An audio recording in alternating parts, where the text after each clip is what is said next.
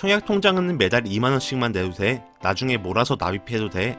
분양받으려면 하늘의 별 따기야. 이렇게 생각하시나요? 이 영상 끝까지 안 보시면 피눈물 납니다. 194분의 구독자분들 그리고 구독 예정자분들 반갑습니다. 같은 상품 저렴히 사는 저렴강입니다. 오늘은 구독자분인 동훈님의 요청에 따라 예적금 중 청약통장에 대해 이야기해보려 합니다. 청약통장에 대해 잘못된 정보도 많고 오해도 많아 청약 당첨자인 저렴강이 1탄에서는 청약통장의 정확한 이해 및 장단점에 대해 아주 쉽게 핵심만 콕콕 설명하겠습니다. 바로 시작합니다. 청약통장이란 무엇일까요? 청약통장은 쉽게 말해 아파트 분양을 받기 위해 필수적인 예금통장을 말합니다. 혹시 예전에 가입하신 분 중 청약종합저축 말고 청약예금이나 부금 같은 다른 통장을 가지고 있는 분들은 해지하는 걸 신중하게 고려하세요. 최소 10년은 된 묵은지 통장일 수 있으니 나중에 두 눈에서 눈물이 날 수 있습니다. 아직 가입 안 하신 분은 무조건 청약종합으로 하시고요. 청약통장은 미성년자 포함 아무나 가입할 수 있을까요? 네, 미성년자도 가입이 가능하며 1인 1계좌만 가능합니다. 매월 2만원부터 50만원까지 납입이 가능하며 10원 단위로 납입할 수 있어요. 예금 금액이 1,500만원 이하면 50만원을 초과해 납입이 가능합니다. 그런데 그렇게 많이 납입할 필요가 없습니다. 이유는 조금 이따 금리편에서 나옵니다. 청약통장 가입은 시중은행 온라인이나 오프라인에서 제1금융권에서만 가능합니다. 1금융권이란 신한국민은행과 같은 큰 은행 및 부산대구은행같이 지역은행에 해당됩니다. 왜 그럴까요? 청약통장은 예금자 보호가 될까요? 안 될까요? 안 됩니다. 뭐? 예금자 보호가 안 된다고? 보통 5천까지 보장해주잖아? 네, 맞습니다. 청약은 예금자 보호가 안 되기 때문에 정부에서 자금이 안정적인 제1금융권에서만 청약통장 개설이 가능한 것 같습니다. 만약 제1금융권이 망한다 해도 주택도시기금 조성재원으로 정부가 관리를 해서 큰 걱정 안 하셔도 됩니다. 금리는 어떨까요? 청약통장의 금리는 시중은행의 예금금리 정도는 되지만 적금보다는 낮습니다. 청약은 2년 이상 가입해야 금리가 1.8%입니다. 물론 변동금리고 단리입니다. 그래서 청약통장은 50만원씩이나 넣을 필요가 없다는 겁니다. 청약에 돈을 많이 넣어놨어요. 중도인출 될까요? 안 됩니다. 적금 같은 개념이니 차라리 그 돈으로 적금을 드는 게 이득입니다. 근데 청약은 당첨이 되어야 만기가 됩니다. 오잉?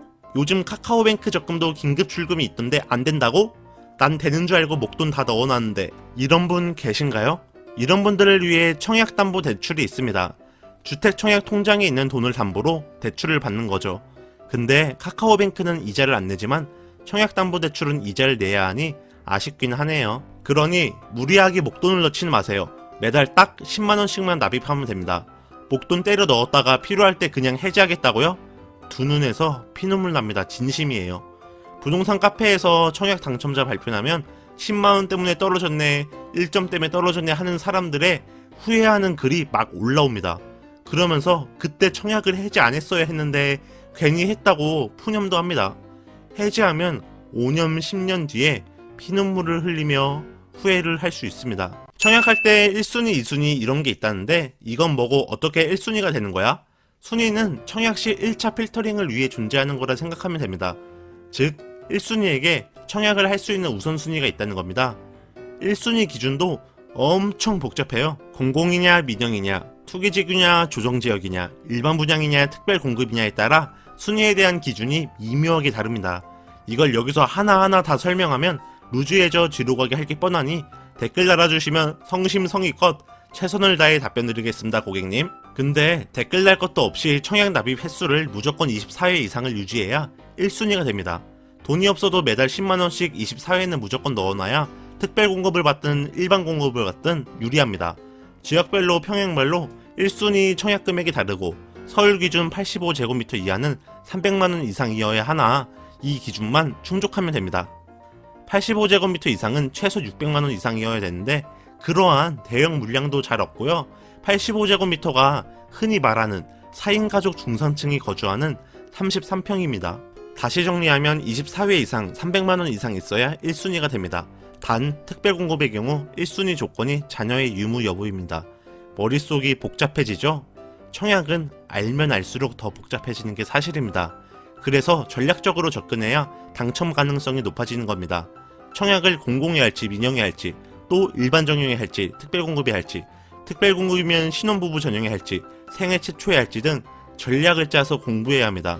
공공은 정부에서 시행을 해서 분양가가 저렴한 대신 비브랜드고요. 민영은 민간업체 즉 GS건설이나 대림건설 등에서 시행을 해 분양가가 다소 비싼 대신 브랜드라는 차이가 있어요. 첫 번째 장점 들어갑니다. 같은 아파트 더 저렴히 내 집 마련을 할 수 있어요. 구축 아파트 매매는 당연히 청약이 없고 돈만 있으면 돼요. 근데 수도권 중 싼 30평대 아파트도 프리미엄을 주고 5억 원 이상을 지불해야 합니다. 근데 분양 아파트는 당첨되고 준공까지 2년 이상의 시간이 있어 돈을 더 모아 대출을 적게 받을 수 있고요. 무엇보다 프리미엄 대가를 안 치러도 됩니다. 프리미엄이란 본인이 구매했을 때 집값보다 시세가 올라갔으면 발생하는 시세 차익으로 보통 프리미엄을 줄여 P라고 부릅니다. 요즘 우리 집 P가 5천이나 올랐어 이렇게요. 요즘 분양가 상한제 관련해서 시끌벅적하죠. 내가 청약하려는 지역이 분양가 상한 지역이다. 그러면 아주 Thank you very much 입니다. 분양가 상한제는 말 그대로 토지 감정가, 주변 시세 등을 녹여내 분양가를 얼마 이상 받지 못하도록 법으로 막겠다는 겁니다. 따라서 보통 주변 아파트 시세보다 분양가가 저렴합니다. 이래서 로또 청약이다 인기 지역에 청약받으면 2, 3억 시세 차익이 발생한다. 그런 말이 나오는 겁니다. 두 번째 장점, 조건에 부합하면 금리가 3.3%며 비과세를 받을 수 있다. 2018년 7월 청년 우대형 청약통장이 출시되었습니다. 연소득 3천만원 이하인 만 19세부터 만 34세 이하만 가입 가능하고요. 무려 비과세이고요. 금리가 3.3%인 장점이 있습니다. 해당이 되는 분들은 청년 우대형으로 가입하세요. 이미 청약 가입을 했는데 청년 우대형이 아닌 일반 청약통장이라고요? 청년 우대형으로 갈아타고 기존 납입 횟수를 인정해주니 right now 환승하세요. 마지막 장점입니다. 조건에 부합하면 연말정산 시 유리합니다. 일단 무주택 세대의 세대주여야 하고 소득이 7천만원 이하여야 합니다. 해당 연도 240만원 한도로 납입 금액의 40%까지 공제해줍니다. 단점을 앞에서도 나와있듯이 간단히 설명하면 첫째, 중도 인출을 할 수 없다. 둘째, 적금보다 금리가 낮다는 겁니다. 단, 청년 우대 통장은 3.3%입니다. 청약이란 게 미래를 대비해 드는 통장입니다. 절대 1, 2년을 보고 가입하는 통장이 아니에요. 청약은 아주 긴 마라톤이며 부동산 공부도 하고 꾸준히 납입을 하다 보면 언젠가는 기회가 눈앞에 보일 겁니다. 아예 청약 통장이 없고 1순위 조건이 안 된다면 기회가 와도 손 놓고 바라볼 수밖에 없습니다.